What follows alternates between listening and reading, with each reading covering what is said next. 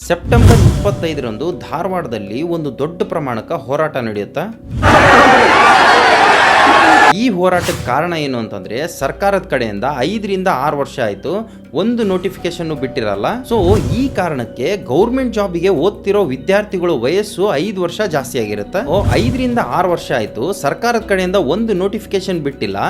ಈ ಒಂದು ವಿದ್ಯಾರ್ಥಿಗಳ ಬೇಡಿಕೆ ಏನು ಅಂತಂದ್ರೆ ಜನರಲ್ ಅವರಿಗೆ 30 ವರ್ಷ, SC ST OBC ಅವರಿಗೆ 33 ವರ್ಷ ವಯೋಮಿತಿನ ಹೆಚ್ಚು ಮಾಡ್ರಿ ಅಂತಂದೇಳಿ ಈ ವಿದ್ಯಾರ್ಥಿಗಳ ಬೇಡಿಕೆ ಆಗಿರುತ್ತೆ. ಸೊ ಇಷ್ಟು ವರ್ಷ ಆದ್ರೂ ಯಾವುದೇ ರೀತಿ ನೋಟಿಫಿಕೇಶನ್ ಬಂದಿಲ್ಲ ಅನ್ನೋ ಈ ವಿದ್ಯಾರ್ಥಿಗಳಿಗೆ ಸರ್ಕಾರ ಅನೌನ್ಸ್ ಮಾಡಿರೋ ಈ ಪೊಲೀಸ್ ಕಾನ್ಸ್ಟೇಬಲ್ ಡ್ರಾಫ್ಟ್ ನೋಟಿಫಿಕೇಶನ್ ವಯೋಮಿತಿಯ ಬಗ್ಗೆ ಇನ್ನಾದ್ರೂ ಈ ವಿದ್ಯಾರ್ಥಿಗಳಿಗೆ ಅಸಮಾಧಾನ ಐತಿ. ಪೊಲೀಸ್ ನೇಮಕಾತಿ ಗರಿಷ್ಠ ವಯೋಮಿತಿಯನ್ನ 33 ವರ್ಷಕ್ಕೆ ಹೆಚ್ಚಳ ಮಾಡಬೇಕು ಅಂತ ಅಭ್ಯರ್ಥಿಗಳು ಆಗ್ರಹಿಸಿದ್ದಾರೆ. ಸರ್, ಈಗ 5-6 ವರ್ಷದಿಂದ ಯಾವುದೇ ಪೊಲೀಸ್ ನೇಮಕಾತಿ ಆಗಿಲ್ಲ. ಹಾಗಾಗಿ ನಾವೇನು ಪೊಲೀಸ್ ಕಾನ್ಸ್ಟೇಬಲ್ ವಯೋಮಿತಿಯನ್ನು ಈಗ ಕಳ್ಕೊಂಡಿದ್ದೀವಿ ಸರ್, ಆಲ್ಮೋಸ್ಟ್ ಹುಡುಗರು. ಹಾಗಾಗಿ ಪೊಲೀಸ್ ಕಾನ್ಸ್ಟೇಬಲ್ ವಯೋಮಿತಿಯನ್ನು ದಯವಿಟ್ಟು ತಾವೇನು ಹೇಳಿದಾರ 33 ಮಾಡಿಕೊಡ್ತೀನಿ ಅಂತ CM ಸಿದ್ದರಾಮಯ್ಯ ಸರ್, ದಯವಿಟ್ಟು ಅದನ್ನು 33 ಮಾಡಿಕೊಡಿ. ರಿಯಾಲಿಟಿಲಿ ಎಷ್ಟೋ ವರ್ಷದಿಂದ ಹಗಲು ರಾತ್ರಿ ಓದ್ತಿರೋ ಈ ವಿದ್ಯಾರ್ಥಿಗಳ ಪರಿಸ್ಥಿತಿ ಹೆಂಗೈತಿ? ಸರ್ಕಾರ ಇದನ್ನ ಗಮನ ಹರಿಸಿ ವಯೋಮಿತಿನ ಯಾಕೆ ಇನ್ನೂ ಜಾಸ್ತಿ ಮಾಡ್ಬೇಕನ್ನೋದು ನಾನು ನಿಮಗೆ ಹೇಳ್ತೀನಿ. ವೆಲ್ಕಮ್ ಟು ರಿಯಾಲಿಟಿ ಲೋಕ. ನಾನು ನಿಮ್ಮ ಲೋಹಿತ್.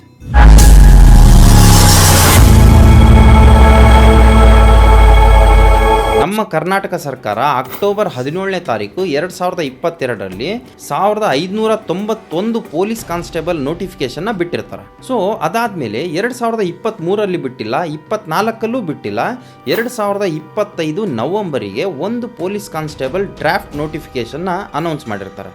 ಸುಮಾರು 16,000 ಪೊಲೀಸ್ ಹುದ್ದೆಗಳು ಖಾಲಿ ಅದಾವ ಅಂತೇಳಿ ನಮ್ಮ ರಾಜ್ಯದ ಗೃಹ ಮಂತ್ರಿಗಳು ಒಂದು ಆಶ್ವಾಸನೆಯನ್ನು ಕೊಟ್ಟಿರ್ತಾರೆ. ನಾವೀಗಾಗಲೇ ರೆಕ್ರೂಟ್ಮೆಂಟ್ ಪ್ರಾಸೆಸ್ಸನ್ನು ಪ್ರಾರಂಭ ಮಾಡಿದ್ದೇವೆ. ಮಾನ್ಯ ಮುಖ್ಯಮಂತ್ರಿಗಳು ನಮಗೆ ಕಾನ್ಸ್ಟೇಬಲರಿನ ರೆಕ್ರೂಟ್ ಮಾಡೋದಕ್ಕೆ, ಸಬ್ ಇನ್ಸ್ಪೆಕ್ಟರ್ಗಳನ್ನ ರೆಕ್ರೂಟ್ ಮಾಡೋದಕ್ಕೆ ಅನುಮತಿಯನ್ನು ಕೊಟ್ಟಿದ್ದಾರೆ. ಮತ್ತು ಕಾನ್ಸ್ಟೇಬಲರಿ ನಮ್ಮಲ್ಲಿ ಸುಮಾರು 16,000 KSRP CAR ಎಲ್ಲವನ್ನು ಸೇರಿ, ಸಿವಿಲ್ಲು ಎಲ್ಲ ಸೇರಿ ಸುಮಾರು 16,000 ಹುದ್ದೆಗಳು ಖಾಲಿ ಇದೆ. ಸೊ ಈ ಒಂದು ಹೇಳಿಕೆಯನ್ನು ಕೇಳಿ ಎಷ್ಟೋ ವಿದ್ಯಾರ್ಥಿಗಳಿಗೆ ಧೈರ್ಯ ಬರುತ್ತಾ, ನಾವು ಕಂಡಿರೋ ಕನಸು ನನಸಾಗುತ್ತಾ ಅಂತಂದೇಳಿ ಆಸೆ ಇಟ್ಕೊಂಡಿರ್ತಾರೆ. ಬಟ್ ರಿಯಾಲಿಟಿಲಿ ಈ ಒಂದು PC ನೋಟಿಫಿಕೇಶನ್ ಬಿಟ್ಟು 4 ರಿಂದ 5 ವರ್ಷ ಆಗೋಯ್ತು. ಸೊ ಆಬ್ವಿಯಸ್ಲಿ ವಿದ್ಯಾರ್ಥಿಗಳ ವಯಸ್ಸು ಕೂಡ 4 ರಿಂದ 5 ವರ್ಷ ಜಾಸ್ತಿ ಆಯ್ತು. ಈ ಒಂದು ವಿಚಾರಕ್ಕೆ ವಿದ್ಯಾರ್ಥಿಗಳೆಲ್ಲ ಸೇರಿ ವಯೋಮಿತಿನ ಜಾಸ್ತಿ ಮಾಡ್ರಿ ಅಂತ ಸರ್ಕಾರಕ್ಕೆ ಮನವಿ ಮಾಡ್ತಾರೆ. ವಿಪರ್ಯಾಸ ಏನು ಅಂತಂದ್ರೆ 4 ರಿಂದ 5 ವರ್ಷ ಆಯ್ತು ಪೊಲೀಸ್ ಕಾನ್ಸ್ಟೇಬಲ್ ನೋಟಿಫಿಕೇಶನ್ ಬಿಟ್ಟಿಲ್ಲ. ಜಸ್ಟ್ ರ್ಯಾಂಡಮ್ ಕ್ಯಾಲ್ಕುಲೇಷನ್ ಮಾಡೋಣ, 5 ವರ್ಷಕ್ಕೆ ಸರ್ಕಾರನೇ ಚೇಂಜ್ ಆಗತ್ತಾ? ಅಂಥದ್ರಲ್ಲಿ ಈ ವಿದ್ಯಾರ್ಥಿಗಳು ಹಗಲು ರಾತ್ರಿ ಅಂತ ನೋಡ್ಲಾರ್ದೆ 5 ವರ್ಷದಿಂದ ಒಂದು ನೋಟಿಫಿಕೇಶನ್ ಸಲುವಾಗಿ ವೇಟ್ ಮಾಡ್ತಿದಾರ. ಇನ್ನು ಕೆಲವೊಂದಿಷ್ಟು ವಿದ್ಯಾರ್ಥಿಗಳು ಟೈಮ್ ವೇಸ್ಟ್ ಮಾಡಬಾರ್ದು ಅಂತಂದು ಹೇಳಿ ದೂರ ಹೋಗ್ಲಾರ್ದೆ ಅಲ್ಲೇ ಹತ್ತಿರದಲ್ಲಿ ಸಿಗ್ತಾ ಇರೋ ಫುಡ್ ನ ತಿನ್ಕೊಂಡು ಲೈಬ್ರರಿಲಿ ಓದ್ತಿದಾರ.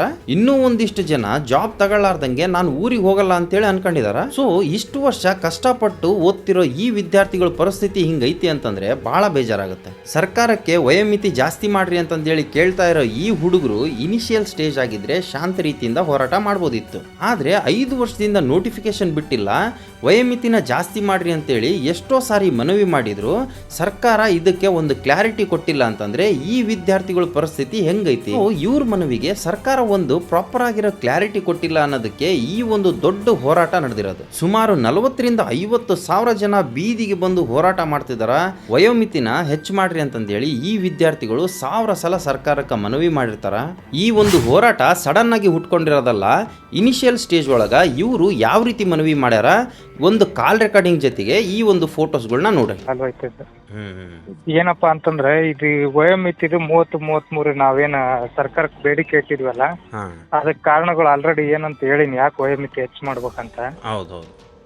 ಈಗ ಏನಾಗ್ತದಪ್ಪ ಅಂತಂದ್ರೆ ಈಗ ನಾವು ಸರ್ಕಾರಕ್ಕೆ ಮನವಿ ಸಲ್ಲಿಸ್ಬೇಕಿತ್ತಲ್ಲ, ಸರ್ಕಾರಕ್ಕೆ ನಾವು ಯಾವ ರೀತಿ ರಿಕ್ವೆಸ್ಟ್ ಮಾಡ್ಬೇಕಂತಂದ ವಿಚಾರ ಮಾಡಿದಾಗ ಬೆಂಗಳೂರು ಮತ್ತೆ ಇದು ಮೈಸೂರು CM ಇಲ್ಲಿ ಒಂದು ಫಂಕ್ಷನ್ ಬರಕತ್ತಾರ ಅಂದ್ರೆ ಅಲ್ಲಿಗೆ ಹೋಗ್ಬಿಡೋದು. ಓದಂತ ಸಂದರ್ಭದಾಗ ಉಳ್ಕೊಳಕ್ ವ್ಯವಸ್ಥೆ ಇರಲ್ಲ, ಏನಿರಲ್ಲ. ಬಡವರು ಮಕ್ಕಳು ಎಲ್ಲಿಂದ ತರ್ಬೇಕು ದುಡ್ಡು? ಅಷ್ಟೆಲ್ಲ ಈಗ ರೂಮ್ ಮಾಡ್ಕೊಂಡು ಉಳ್ಕೊಳೋದಾಗ್ಲಿ ಅಥವಾ ಲಾಡ್ಜಲ್ಲಿ ಉಳ್ಕೊಳೋದಾಗ್ಲಿ ಆ ರೀತಿ ಕೆಪಾಸಿಟಿ ಇಲ್ಲ. ಹಂಗಾಗಿ ನಾವು ಏನ್ ಮಾಡಿದ್ವಿ, ರೈಲ್ವೆ ಸ್ಟೇಷನ್ ಅಲ್ಲೇ ಉಳ್ಕೊಳ್ಳೋದು ಅಥವಾ ಈ ತುಮಕೂರು ಆ ಸೈಡ್ ಹೋದ್ರೆ ಮಠಗಳಲ್ಲಿ ಉಳ್ಕೊಳೋದು. ಮತ್ತೆ ಉಳ್ಕೊಂಡು ಅಲ್ಲೇ ಸ್ನಾನ ಊಟ ಎಲ್ಲ ಮಾಡ್ಕೊಂಡು ಮತ್ತೆ ಬೆಳಗ್ಗೆ ಆದ್ರೆ ಬೆಂಗಳೂರು ಹೋಗೋದು, MLA ಗಳಿಗೆ MP ಗಳಿಗೆ ಮನವಿ ಕೊಡೋದು, ಎಲ್ಲಾ ರೀತಿಯಿಂದಾನು ಕೊಟ್ಬಿಟ್ಟಿವಿ. ಆ ಸಿಚುವೇಶನ್ ತಕೊಂಡ್ರೆ ಫೋಟೋಸ್ ನಾವು ನಿಮಗೆ ಶೇರ್. ಈ ಒಂದು ವಿಚಾರವಾಗಿ ನಮ್ಮ ರಾಜ್ಯದ CM ಸಿದ್ದರಾಮಯ್ಯ ಸರ್ ಕೂಡ ಒಂದು ಹೇಳಿಕೆನ ಕೊಟ್ಟಿರ್ತಾರ.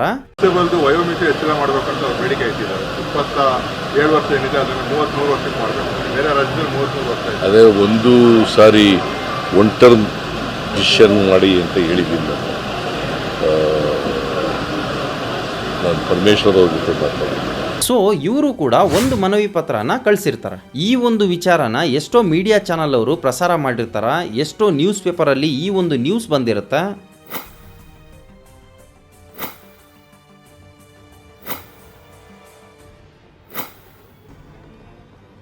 ಇಷ್ಟೆಲ್ಲ ಆದ್ಮೇಲೂ ಸರ್ಕಾರ ಇದಕ್ಕೊಂದು ಕ್ಲಾರಿಟಿ ಕೊಟ್ಟಿಲ್ಲ ಅಂತಂದ್ರೆ ಈ ವಿದ್ಯಾರ್ಥಿಗಳ ಆಕ್ರೋಶ ಹೆಂಗಿರುತ್ತ ಅಂತಂದೇಳಿ ಈ ಒಂದು ಕ್ಲಿಪ್ನ ನೋಡ್ರಿ.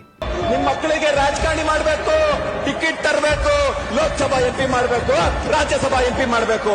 ಆದ್ರೆ ಇಲ್ಲಿರ್ತಕ್ಕಂಥ ಬಡವರು ವಿದ್ಯಾರ್ಥಿಗಳ ಬಗ್ಗೆ ನಿಮ್ಗೆ ಕಿಂಚಿತ್ ನಾಚಿಕೆ ಮಾನ ಮರ್ಯಾದೆ ಇಲ್ಲಿರ್ತಾರ ನಮ್ಮನ್ನ ವರ್ತಿಸ್ತಾ ಇದ್ದೀವಿ. ನಿಮ್ಗೆ ಒಂದಿಟ್ಟು ಕನಿಕರ ಇಲ್ವಾ? ನೀವು ಮನುಷ್ಯತ್ವನೇ ಇಲ್ಲ. ನುಡಿದಂತ ಸರ್ಕಾರ ಅಂತ ಎಲ್ಲಿ ನಿಮ್ ನುಡಿದ ಸರ್ಕಾರ? ನಾವ್ ಬಡವ್ರ ಮಕ್ಕಳಯ್ಯ, ಬಡವ್ರ ಮಕ್ಕಳನ್ನ ಬೆಳೆಯಕ್ ಬಿಡಿ. PC ಆಗ್ಬೇಕಂತ ಹಗಲು ರಾತ್ರಿ ಕಷ್ಟಪಟ್ಟು ಓದ್ತಾ ಇದೀವಿ. ನಾವೇನು UPSC ಓದ್ಬೇಕಂತ ಕನ್ಸ್ಕೊಂಡಿಲ್ಲ.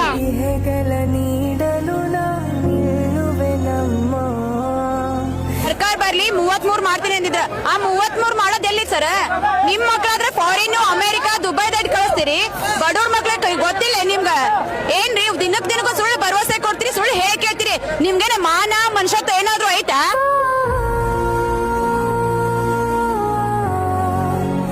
ಒಂದಿಟ್ಟಾದ್ರ ಮಾನವೀಯತೆ ಅದೇ ಸರ್. ಮದುವೆ ಇಲ್ಲ, ನಮ್ ತಾಯಿ ತಂದೆಗೆ ವಯಸ್ಸಾಗಿ ಹೋಯ್ತು ಸರ್. ಅಲ್ಪರ ಕರುಣೆ ಇದೆ. ಗೃಹ ಸಚಿವರೇ, CM ಅವರೇ ಒಂದು ಅವಕಾಶ ಕೊಟ್ಟು ನೋಡಿ. ಸೋಷಿಯಲ್ ಆ್ಯಪ್ಸ್ನ ಬ್ಯಾನ್ ಮಾಡಿದ್ದಕ್ಕೆ ಈ ಜೆನ್ಸಿ ಅವರು ನೇಪಾಳದಲ್ಲಿ ಒಂದು ಹೋರಾಟ ಮಾಡ್ತಾರ. ಆ ಒಂದು ಹೋರಾಟ ಇಡೀ ದೇಶಕ್ಕೆ ಗೊತ್ತಾಗುತ್ತೆ. ಆದರೆ ಧಾರವಾಡದಲ್ಲಿ 40,000 to 50,000 ಜನ ಕೂಡಿ ಹೋರಾಟ ಮಾಡಿದ್ರು ಯಾರಿಗೂ ಏನು ಸಮಸ್ಯೆ ಆಗಲ್ಲ. ಒಂದು ವಿಚಾರ ಏನಂತಂದ್ರೆ ನಮ್ಮ ಕರ್ನಾಟಕದ ಮೀಡಿಯಾ ಚಾನಲ್ ಅವರು ಪ್ರಸಾರ ಮಾಡ್ತಾರ. ಇದನ್ನ ದಾಟಿ ಹೊರ ರಾಜ್ಯದವರು ಈ ಒಂದು ಇಶ್ಯೂನ ತಮ್ಮ ಚಾನಲ್ ಒಳಗ ಪ್ರಸಾರ ಮಾಡ್ತಿದಾರ ಅಂತಂದ್ರೆ ಇದು ಒಂದು ನ್ಯಾಷನಲ್ ಇಶ್ಯೂನೇ ಆಗಿರುತ್ತೆ. पुलिस कांस्टेबल और पुलिस सब इंस्पेक्टर जैसे जितने भी पद खाली हैं उन पर नई भर्तियों के लिए जल्द से जल्द परीक्षाएं कराई जाएं। इन युवाओं ने चेतावनी दी है कि अगर इन मांगों को नहीं माना गया तो ये एक बड़ा आंदोलन करेंगे। हमारे देश का ये दुर्भाग्य है। ವಿದ್ಯಾರ್ಥಿಗಳ ಪರಿಸ್ಥಿತಿ ಅಲ್ಲಿ ಏನು ನಡೆಯಕತ್ತೈತೆ ಅಂತೇಳಿ ಒಬ್ಬ ಆಕಾಂಕ್ಷಿ ಇದ್ರ ಬಗ್ಗೆ ಮಾತಾಡಿದಾರೆ ನೋಡ್ರಿ. ನಮಸ್ತೆ ಎಲ್ಲರಿಗೂ, ನನ್ನ ಹೆಸರು ಅಶೋಕ್ ಅಂತ. ಈ ವಿಡಿಯೋ ಮಾಡ್ತಿರೋ ಉದ್ದೇಶ ಏನಪ್ಪ ಅಂತಂದರೆ ಈ ಪೊಲೀಸ್ ಕಾನ್ಸ್ಟೇಬಲ್ ವಯೋಮಿತಿ ಸಂಬಂಧ ಸೆಪ್ಟೆಂಬರ್ 25ನೇ ತಾರೀಕು ಧಾರವಾಡದಲ್ಲಿ ಒಂದು ಬೃಹತ್ ಮಟ್ಟದ ಹೋರಾಟವನ್ನು ಮಾಡ್ತೀವಿ. ಯಾಕಪ್ಪ ಅಂತಂದರೆ ಈ ಪೊಲೀಸ್ ಕಾನ್ಸ್ಟೇಬಲ್ ವಯೋಮಿತಿನ GMಗೆ 30 ಮತ್ತು SC ST OBCಗೆ 33 ಮಾಡಿಕೊಡ್ಬೇಕು ಅನ್ನುವಂಥದ್ದು. ಈಗ ರೀಸೆಂಟಾಗಿ ಮೊನ್ನೆ ಒಂದು ಪೊಲೀಸ್ ಡಿಪಾರ್ಟ್ಮೆಂಟಿಂದ ಅಥವಾ ರಾಜ್ಯ ಸರ್ಕಾರದಿಂದ ಒಂದು ಡ್ರಾಫ್ಟ್ ನೋಟಿಫಿಕೇಶನ್ ಬರುತ್ತೆ. ಆ ಡ್ರಾಫ್ಟ್ ನೋಟಿಫಿಕೇಶನಲ್ಲಿ ಈ ಪೊಲೀಸ್ ಕಾನ್ಸ್ಟೇಬಲ್ ವಯೋಮಿತಿಯನ್ನು GMಗೆ 27 ಮತ್ತು SC ST OBCಗೆ 29 ಅಂತ ಮಾಡಿದ್ದಾರೆ. ಸರ್, 5-6 ವರ್ಷದಿಂದ ಯಾವುದೇ ನೇಮಕಾತಿ ರಾಜ್ಯ ಸರ್ಕಾರದಲ್ಲಿ ಆಗಿಲ್ಲ. ಇವಾಗ ನಾವು ಎಲ್ಲರೂ ವಿದ್ಯಾರ್ಥಿಗಳು ವಯೋಮಿತಿಯನ್ನು ಕಳ್ಕೊಂಡಿರ್ತೀವಿ. ಸುಮಾರು 5-6 ವರ್ಷ ಎಕ್ಸ್ಟೆನ್ಷನ್ ಆಗಿದೆ. ಹಾಗಾಗಿ ನೀವು ಪೊಲೀಸ್ ಕಾನ್ಸ್ಟೇಬಲ್ ವಯೋಮಿತಿಯನ್ನು 33 ಮಾಡಲಿಲ್ಲ ಅಂದರೆ ಇಲ್ಲಿ ಲಕ್ಷಾಂತರ ವಿದ್ಯಾರ್ಥಿಗಳಿಗೆ ಒಂದು ಅನ್ಯಾಯವನ್ನು ಮಾಡಿದಂತಾಗುತ್ತೆ. ಫಾರ್ ಎಕ್ಸಾಂಪಲ್, ಈಗ ಇವತ್ತಿಗೂ ಕೂಡ ಇಲ್ಲಿ ಧಾರವಾಡದಲ್ಲಿ ಹುಡುಗರು ತಿಂಗಳಿಗೆ ಒಂದು 5,000 to 6,000 ರೂಪಾಯಿ ಖರ್ಚಾಗುತ್ತೆ. ಎಷ್ಟೋ ಹುಡುಗರು ಈ ಹೋಟೆಲ್ಗಳಲ್ಲಿ ಕೆಲಸ ಮಾಡ್ತಿದ್ದಾರೆ. ಇನ್ನೆಷ್ಟೋ ಹುಡುಗರು ಬಾರ್ಗಳಲ್ಲಿ ಸಪ್ಲೈಯರ್ ಕೆಲಸ ಮಾಡ್ಕೊಂಡು ಓದ್ತಾ ಇದ್ದಾರೆ. ಇನ್ನೆಷ್ಟೋ ಹುಡುಗರು ಬುಕ್ ಸ್ಟಾಲು, ಹೀಗೆ ಬೇರೆ ಬೇರೆ ಕಡೆ ಮೆಸ್ಗಳಲ್ಲಿ ಪಾರ್ಟ್ ಟೈಮ್ ಕೆಲಸ ಮಾಡ್ಕೊಂಡು ಜೀವನ ಸಾಗಿಸ್ತಿದ್ದಾರೆ. ಅವ್ರಿಗೆಲ್ಲರಿಗೂ ಒಂದು ಅವಕಾಶವನ್ನು ಕೊಡಬೇಕನ್ನುವಂಥದ್ದು. ಅಂದರೆ ದಯವಿಟ್ಟು ಸರ್, ನೀವು ಏನು ಒಂದ್ಸತಿ ಧಾರವಾಡಕ್ಕೆ ಬಂದು ನೋಡಿದರೆ ಇಲ್ಲಿ ಸ್ಪರ್ಧಾರ್ಥಿಗಳ ಕಷ್ಟ ಏನು ಅಂತಂದು ನಿಮಗೆ ಗೊತ್ತಾಗುತ್ತೆ ಸರ್. ನೋಡ್ರಿ, ಇದು ಗೌರ್ಮೆಂಟ್ ಜಾಬಿಗೆ ಕಷ್ಟಪಟ್ಟು ಓದ್ತಿರೋ ಈ ವಿದ್ಯಾರ್ಥಿಗಳ ರಿಯಾಲಿಟಿ. ಕಾನೂನಿನ ನಿಕಟ್ಟಲ್ಲಿ ಈ ವಿದ್ಯಾರ್ಥಿಗಳ ವಯಸ್ಸಿನ ಪ್ರಕಾರ ಇವರಿಗೆ ಮದುವೆ ಆಗ್ಬೇಕು. ಆದ್ರೆ ಈ ವಿದ್ಯಾರ್ಥಿಗಳು ಎಲ್ಲೋ ಒಂದ್ ಕಡೆ ಪಾರ್ಟ್ ಟೈಮ್ ಜಾಬ್ ಮಾಡ್ತಿದಾರ, ಓದ್ತಿದಾರ, ನೋಟಿಫಿಕೇಶನ್ ಸಲುವಾಗಿ ಕಾಯ್ತಿದಾರ, ಹೋರಾಟ ಮಾಡ್ತಿದಾರ ಅಂತಂದ್ರೆ ಬಹಳ ಬೇಜಾರಾಗುತ್ತೆ. ಗೌರ್ಮೆಂಟ್ ಜಾಬ್ ಇದ್ರೆ ಹೆಣ್ಣು ಕೊಡ್ತೀವಿ ಅನ್ನೋರು ಈ ವಿಡಿಯೋನ ನೋಡ್ರಿ, ಇವ್ರು ಎಷ್ಟು ಕಷ್ಟ ಪಡ್ತಿದಾರ ಒಂದು ಗೌರ್ಮೆಂಟ್ ಜಾಬ್ ತಗೊಳಕ. ಇದ್ರ ಬಗ್ಗೆ ಒಂದು ಕ್ಲಿಯರ್ ರಿಯಾಲಿಟಿನ ನಿಮ್ಮ ಮುಂದೆ ಇನ್ನೊಂದು ವಿಡಿಯೋ ಮಾಡಿ ಹಾಕ್ತೀನಿ. ಸೊ ಈ ಒಂದು ಮನವಿನ ಸರ್ಕಾರ ಯಾಕೆ ಸ್ವೀಕರಿಸಬೇಕು, ವಯೋಮಿತಿನ ಯಾಕೆ ಜಾಸ್ತಿ ಮಾಡಬೇಕು ಅಂತ ಅಂದ್ರೆ ಮೇನ್ ಪಾಯಿಂಟ್, ಸುಮಾರು 5 to 6 ವರ್ಷ ಆಯಿತು ಸರ್ಕಾರದ ಕಡೆಯಿಂದ ನೇಮಕಾತಿ ಮಾಡಿಲ್ಲ. ಇದು ವಿದ್ಯಾರ್ಥಿಗಳು ತಪ್ಪಲ್ಲ. ಗೃಹ ಸಚಿವರು ಇದ್ರ ಬಗ್ಗೆ ಒಂದು ಆಶ್ವಾಸನೆಯನ್ನ ಕೊಟ್ಟಿರ್ತಾರೆ. ಇಷ್ಟೆಲ್ಲ ಕಷ್ಟಪಟ್ಟರೂ ನೇಮಕಾತಿ ಮಾಡಿಲ್ಲ ಅಂತ ಹೇಳಿ ವಿದ್ಯಾರ್ಥಿಗಳು ಖಿನ್ನತೆಗೆ ಒಳಗಾಗ್ತಿದ್ದಾರೆ. ಈ ವಿಚಾರವಾಗಿ ಧಾರವಾಡಲ್ಲಿ ಕೆಲವೊಂದಿಷ್ಟು ಜನ ಆತ್ಮಹತ್ಯೆನೂ ಮಾಡ್ಕೊಂತಿದಾರ, ಇನ್ನು ಕೆಲವರದು ಹೃದಯನೇ ನಿಂತೋಗೈತೆ. ಈ ಸ್ಪರ್ಧಾರ್ಥಿಗಳು ನಮಗೆ ಹೊಸದಾಗಿ ಜಾಬ್ ಕ್ರಿಯೇಟ್ ಮಾಡ್ಕೊಡ್ರಿ ಅಂತಂದೇಳಿ ಕೇಳ್ತಿಲ್ಲ. ಮಾನ್ಯ ಗೃಹ ಸಚಿವರು ಹೇಳಿಕೆ ಪ್ರಕಾರ ಇರುವ ಖಾಲಿ ಹುದ್ದೆಯನ್ನ ಭರ್ತಿ ಮಾಡ್ರಿ ಅಂತ ಇವರು ಮನವಿ ಮಾಡ್ತಿದ್ದಾರೆ. ಮುಂದಿನ ದಿನಮಾನಗಳಲ್ಲಿ ಈ ತರ ಹೋರಾಟ ಆಗಬಾರ್ದು. ಸರ್ಕಾರ ಇದಕ್ಕೆ ಒಂದು ಕ್ಲಾರಿಟಿ ಕೊಡಬೇಕು. ಈ ಒಂದು ಹೋರಾಟ ಇಲ್ಲಿಗೆ ಸ್ಟಾಪ್ ಆಗಬೇಕು. ಇಲ್ಲಿ ನೀವು ಚೆಕ್ ಮಾಡ್ಬೋದು, ಈ ಒಂದು ಪೊಲೀಸ್ ಕಾನ್ಸ್ಟೇಬಲ್ ವಯೋಮಿತಿ ಪ್ರಕಾರ ಬೇರೆ ರಾಜ್ಯಕ್ಕಿಂತ ನಮ್ಮ ರಾಜ್ಯದಲ್ಲಿ ವಯೋಮಿತಿ ಅತಿ ಕಡಿಮೆ ಇರೋದು. ಅಕ್ಟೋಬರ್ 28ನೇ ತಾರೀಕು ನಮ್ಮ ಕರ್ನಾಟಕ ಸರ್ಕಾರ ಪೊಲೀಸ್ ಸಿಬ್ಬಂದಿಗಳಿಗೆ ಒಂದು ಹೊಸ ಬಗೆಯ ಕ್ಯಾಪ್ನ ವಿತರಣೆ ಮಾಡ್ತಾರೆ. ಈ ಒಂದು ಕ್ಯಾಪು ತೆಲಂಗಾಣ ಪೊಲೀಸ್ ಸಿಬ್ಬಂದಿಗಳು ಯೂಸ್ ಮಾಡ್ತಾ ಇರ್ತಾರ, ಅದನ್ನ ನಮ್ಮ ಕರ್ನಾಟಕಕ್ಕೆ ಅಡಾಪ್ಟ್ ಮಾಡ್ಕೊಂತಾರ. ನೀವು ಜಸ್ಟ್ ಇದೊಂದು ಪಿಕ್ಚರ್ನ ನೋಡ್ರಿ. ಇದು ಬೇರೆ ಬೇರೆ ರಾಜ್ಯದ ಪೊಲೀಸ್ ಕಾನ್ಸ್ಟೇಬಲ್ ವಯೋಮಿತಿಯ ಪಟ್ಟಿ. ತೆಲಂಗಾಣ ರಾಜ್ಯದ ಪೊಲೀಸ್ ಕಾನ್ಸ್ಟೇಬಲ್ ವಯೋಮಿತಿನ ನೀವು ಅಬ್ಸರ್ವ್ ಮಾಡಿದ್ರೆ ಸಾಮಾನ್ಯ ವರ್ಗಕ್ಕೆ 31, SC ST OBCಗೆ 33 ಇದೆ. ತೆಲಂಗಾಣ ರಾಜ್ಯದ ಇದೊಂದು ಕ್ಯಾಪ್ನ ಇವರು ಅಡಾಪ್ಟ್ ಮಾಡ್ಕೊಂಡಿರ್ತಾರ, ಆದ್ರೆ ತೆಲಂಗಾಣ ರಾಜ್ಯದ ವಯೋಮಿತಿನ ಇವ್ರು ಯಾಕೆ ಅಡಾಪ್ಟ್ ಮಾಡ್ಕೊಂಡಿಲ್ಲ ಅನ್ನೋದು ಎಷ್ಟೋ ನೊಂದಿರೋ ವಿದ್ಯಾರ್ಥಿಗಳ ಪ್ರಶ್ನೆ. ಅನ್ಯ ಗೃಹ ಸಚಿವರು 16,000 ಪೊಲೀಸ್ ಹುದ್ದೆಗಳು ಖಾಲಿ ಇದಾವ ಅಂತ ಏನ್ ಹೇಳಿದಾರೋ ಆ ಹುದ್ದೆಗಳು ಭರ್ತಿ ಆಗ್ಬೇಕು. ರಾತ್ರಿ ಹಗಲು ಕಷ್ಟಪಟ್ಟು ಓದಿ ಹೋರಾಟ ಮಾಡ್ತಿರೋ ಈ ವಿದ್ಯಾರ್ಥಿಗಳ ಕನಸು ಈಡೇರ್ಬೇಕು. ಅವರೆಲ್ಲ ಪೊಲೀಸ್ ಯೂನಿಫಾರ್ಮ್ ಅಲ್ಲಿ ಕಾಣಿಸ್ಬೇಕು. ಈ ಒಂದು ವಿಚಾರವಾಗಿ ಎಷ್ಟೋ ಮೀಡಿಯಾ ಚಾನಲ್ಸ್ ಅವರು, ಎಷ್ಟೋ ಯೂಟ್ಯೂಬರ್ಸು, ಹೋರಾಟಗಾರರು ಧ್ವನಿ ಎತ್ತಿದ್ದಾರೆ. ಎಸ್ಪೆಷಲಿ ಕಾಂತ್ ಕುಮಾರ್ ಅನ್ನೋರು ನಾನು ಗೌರ್ಮೆಂಟ್ ಜಾಬ್ ತಗೋಬೇಕು ಅಂತೇಳಿ ವಿದ್ಯಾರ್ಥಿಯಾಗಿ ಧಾರವಾಡಕ್ಕೆ ಬಂದಿರ್ತಾರ. ಅವರ ಅನುಭವದಲ್ಲಿ ಈ ತರ ಒಂದು ಸಮಸ್ಯೆ ಐತೆ ಅಂತೇಳಿ ಹೋರಾಟಕ್ಕೆ ಇಳಿತಾರ. ಈ ವಿದ್ಯಾರ್ಥಿಗಳ ಭವಿಷ್ಯ ಒಳ್ಳೇದಾಗ್ಲಿ ಅಂತಂದೇಳಿ ಹೋರಾಟ ಮಾಡ್ತಿರೋ ನಿಮಗೆ ದೇವ್ರು ಒಳ್ಳೇದು ಮಾಡಲಿ, ನಿಮ್ಮ ಹೋರಾಟಕ್ಕೆ ಜಯ ಸಿಗಲಿ ಅಂತಂದೇಳಿ ನಾನು ಆಶಿಸ್ತೀನಿ.